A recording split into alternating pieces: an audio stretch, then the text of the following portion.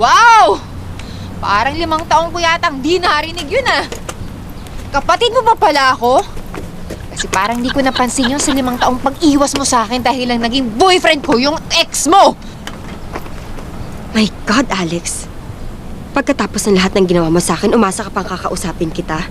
Break na kayo nung pumasok ako sa eksena. Pumasok ka sa eksena, kaya tuluyan kami nag-break. Nag-break kayo dahil iniwan mo siya, pinagpalit mo sa trabaho mo sa Amerika. That was for our future. Future! Future mo mukha mo! Ang sabihin mo talaga ambisyosa ka. Mas importante sa'yo karir, di ba? Halos masiraan ng ulo si Chad nung iniwan mo. Kaya pinasukan mo. Ilang beses ako lumapit sa'yo para balikan siya. Kaya pala wala pang 6 na buwan kayo na. Hoy, wala akong tinago sa'yo. Sinabi ko sa'yo na dinidiskartehan ako ng ex mo. Tinanong pa kita kung okay lang bang maging kami. Ang sabi mo, okay lang. Go ahead, And you it's really up to you. believed I meant it? Ano ba? Yun yung sinabi mo eh. Read between the lines, Alex. Pucha, di ako plastic! Plastic ka! Because if you had any amount of decency in your body, you would not have asked in the Huwag mo first akong place. English eh! Ingles o hindi, you know what I mean. Ang sabihin mo, matagal ka na may gusto kay Chad, kaya lang ako yung niligawan. Okay, ikaw na! Sige, ikaw na naman yung tama, ako na yung mali, ako na yung mga agaw, ako na yung tanga, ako na yung lahat! Do not use your supposed stupidity as an excuse for all the pain you've caused me. Hindi talino kulang sa'yo, Alex. Responsibilidad at respeto sa pagiging magkapatid natin. Ganun.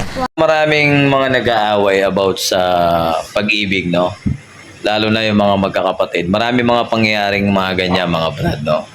Yung isang lalaki, naging jowa niya yung dalawang magkapatid na babae. Or minsan naman, isang babae, tinuhog naman niya yung dalawang magkapatid na lalaki, no? So, walang pagkakaiba ron. Alright?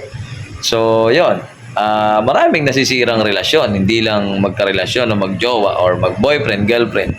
Pati relasyon ng magkapatid, no? Kaya ikaw na nanonood ka, no? Kung ganyan ang gawain mo, Brad, mag-isip-isip ka. Okay? Kasi baka makasakit ka ng damdamin. Alright? Or makasira ka ng relasyon ng magkapatid. Okay?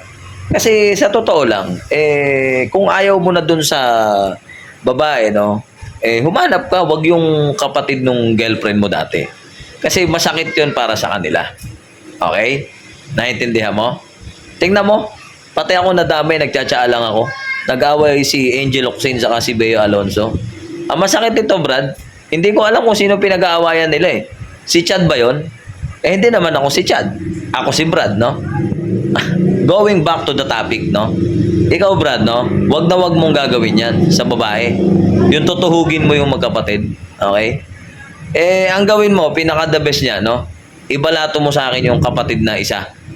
Lalo na kung maganda at medyo sexy, di, pwede na rin.